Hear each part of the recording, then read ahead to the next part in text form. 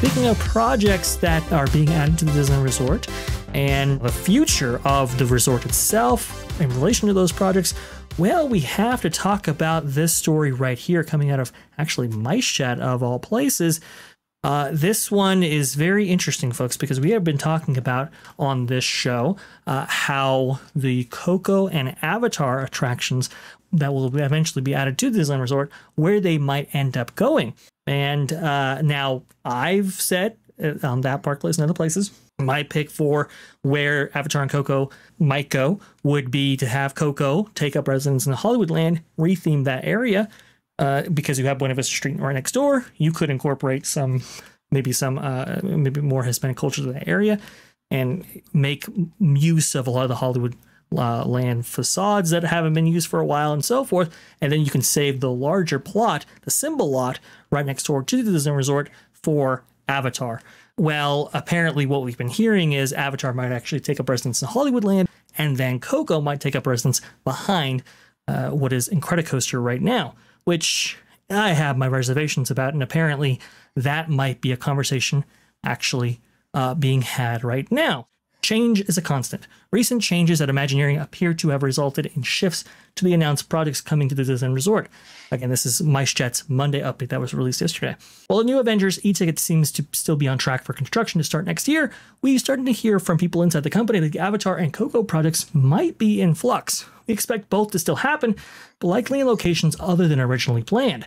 We've told you that teams measured crowd levels in Pixar Pier and determined that a major new attraction in the tight confines of the Pixar Pier's far side might cause a bottleneck and difficulty queuing guests. As a result, it was suggested that Coco be moved to Hollywoodland, which would not only allow Hollywood Boulevard and the animation building to remain, but also the rerouting of the red cars, if budgets allow. So the red cars might actually be saved long term. The upside is that Monsters, Inc. would be saved, as the Coco attraction would take the spot next door where Hollywood and Dine was once located. This project shift would also allow DCA to retain all of its current attractions while still adding new ones, meaning an increase in attraction capacity instead of the expected loss if Avatar consumed all of Hollywood land. But it also means that a new large plot of land needs to be found for the Avatar project, and that might need to wait for the big third park expansion or the Disneyland Forward expansion on the west side, expecting to be in the area around Disneyland and Pixar Place hotels. Overall, we hope that this shift sticks, as it would mean that the preservation of Monsters, Inc., Hollywood Boulevard, hopefully red cars, but also fills in the blank spots of Hollywood land. Not completely. Hopefully this project relocation, if it does happen, will also address the Stage 17 building and the lackluster Mickey's PhilharMagic attraction. Guys, what do you guys think about this change in the plans? I'm kind of shocked. I didn't even know it was legal to, like not replace an attraction, like actually retain your original fun adventures people made memories with and put in new things. Like, this is astronomical. This is amazing. Oh, no, this is a revelation, Nolan. He doesn't even know what to do with himself. I do agree with that. Bob, your thoughts? Yeah, so my sources still tell me at the moment that Coco is supposed to be going behind the roller coaster. So not sure. Say that. Okay. Oh, tell your source to change it. Well, yeah, right. I don't think that source is in that area. If we source it, they will come. Oh, yeah, right. Ooh, wow.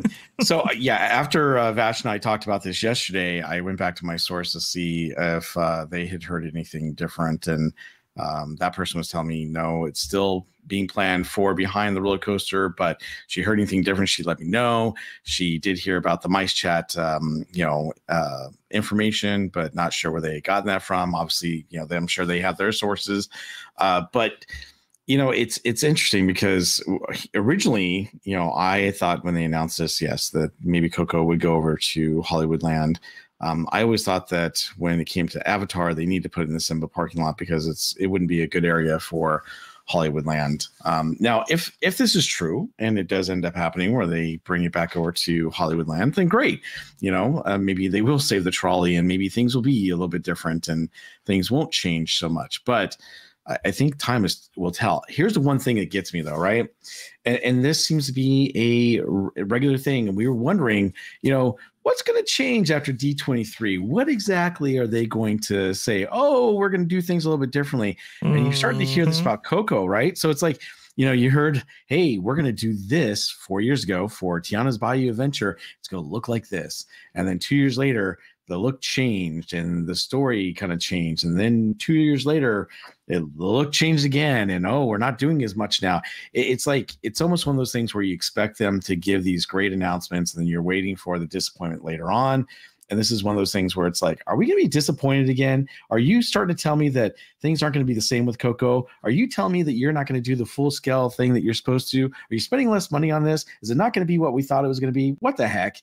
So I don't know. Nolan, did you have something? Kind of makes you wonder when you see a first announcement of anything at D23, if it's even slightly serious or if it was created just to be announced at D23.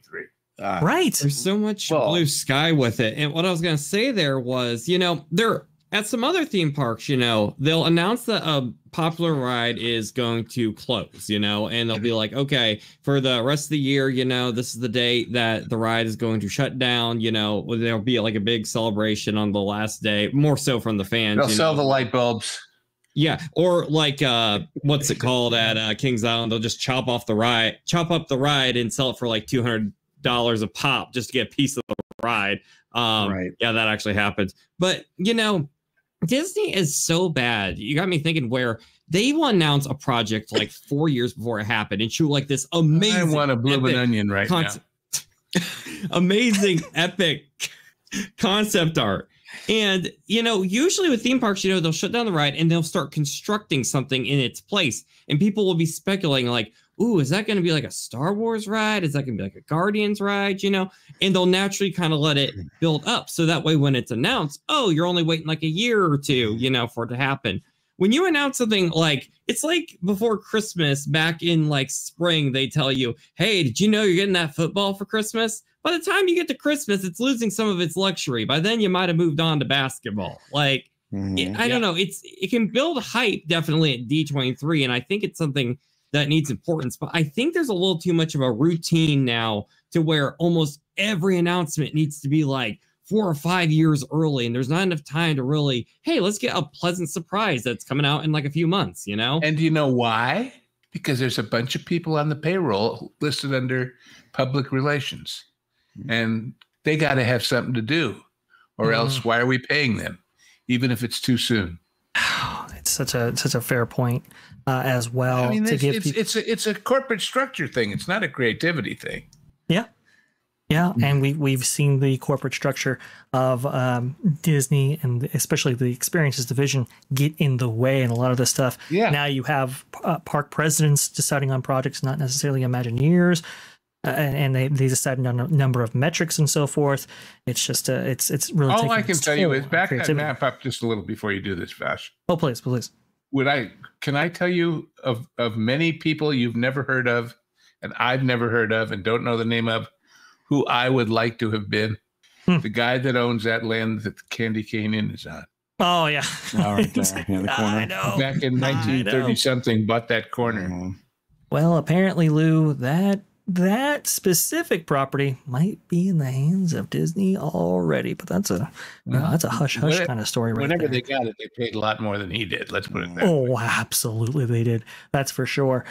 You can see right here where this proposed Coco ride would have actually gone, right behind the Incredicoaster right here on the far side of Disney California Adventure. That's the aerial view that we actually see here right now. And then you can actually see where the Hollywoodland section of the park is and where they suspect this Coco attraction might actually go. I'm not so sure it's going to take up this residence right here because you do have the Hyperion next to it, and there is an expansion pad to the north of this with the approval of Disneyland Forward and the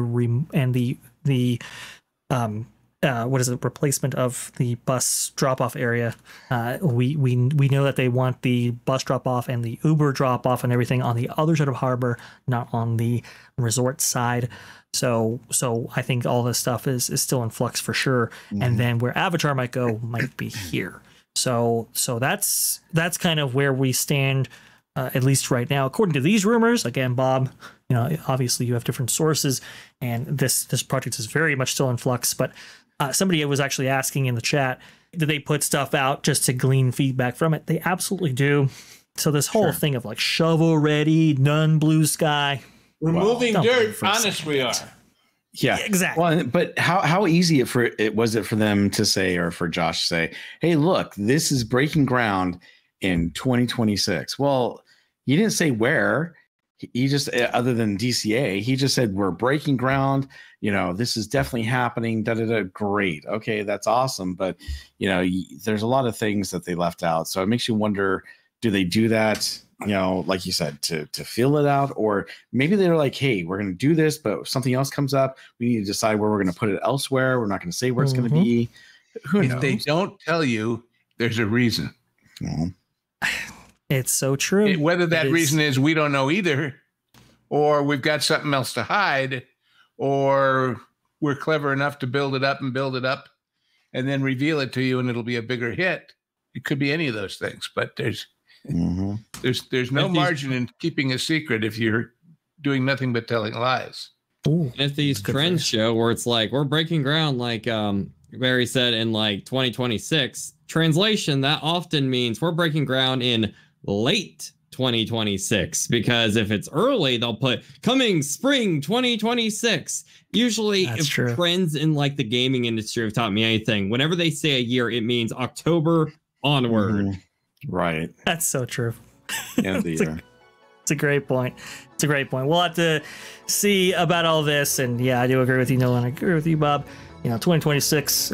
Well, let's wake me up when we see the bulldozers actually come in and we actually get shovels actually hitting dirt and not just. Wake me up before you, Coco. Oh, jeez.